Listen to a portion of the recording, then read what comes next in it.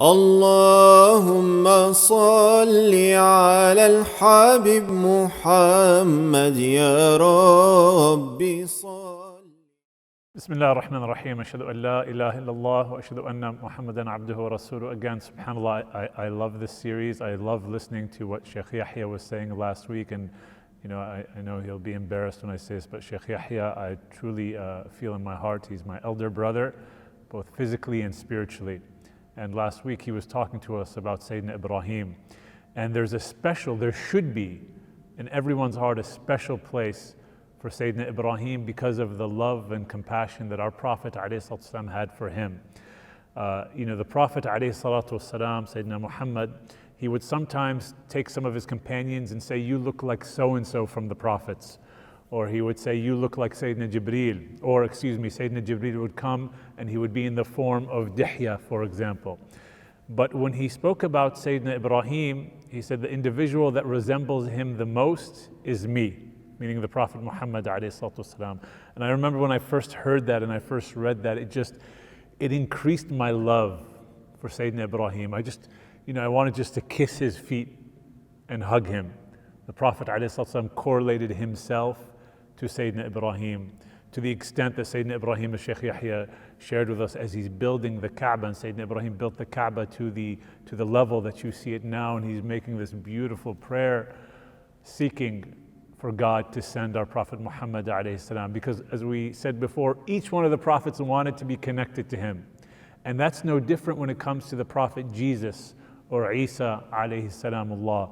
Allah subhanahu wa ta'ala tells us in the Quran that Isa gave the glad tidings of the Prophet Muhammad coming. He said, وَمُبَشِّرًا بِرَسُولٍ يَأْتِي مِن بَعْدِ اسْمُهُ Ahmad. That I'm giving you the glad tidings that there's a prophet that's going to come after me 571 years later, and his name is Ahmad. And there's another really beautiful correlation between the Prophet Muhammad ﷺ and Sayyidina Isa, in that no prophet came between them. They're brothers, that no other brother in terms of prophethood came between them, so they have this beautiful correlation. Now, the scholars of hadith, they narrate this beautiful and unique hadith in which Allah subhanahu wa ta'ala says to Jesus, "Ya Isa, O Jesus, believe in Muhammad and order your people, your nation, to believe in him as well. For if it wasn't for Muhammad," this is really a spiritually amazing narration. He says, "If it wasn't for Muhammad, I wouldn't have created the heavens or the earth or heaven or hellfire." That creation in its totality is there to serve the purpose for Muhammad. Now, some of us may be hearing this and we may be thinking, what is that all about? Well, how could you say that? Even Imam al-Busiri, rahimahullah ta'ala, in his Burda, he says that how can the earth or how can creation call to one, how can it try to allure one, that if it wasn't for him, creation would have not come into existence?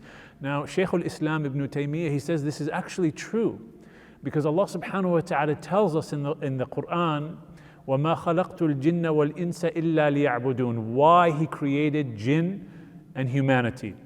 He said, I created jinn and humanity so that they, i.e. worship Allah, i.e. to know him.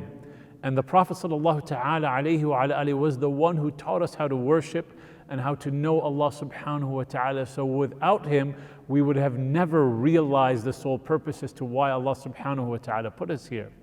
So Jesus alayhi salam has this beautiful correlation with our Prophet alayhi salam, that he told his people about the coming of our Prophet Muhammad sallallahu ta'ala alayhi wa alayhi. And on the Day of Judgment, when humanity goes from prophet to prophet, seeking for the Day of Judgment to start, we finally come to Jesus, and he says to them, and he says to us actually, "Idhabu ila Muhammad." Go to Muhammad. And we all go to him, sallallahu ta'ala alayhi wa alayhi. I pray that Allah subhanahu wa ta'ala infuses our hearts with the love of the Messenger of God, sallallahu ta'ala alayhi wa alayhi, a love that allows us to see the world through that filter. Wassalamu alaikum wa rahmatullahi wa barakatuh.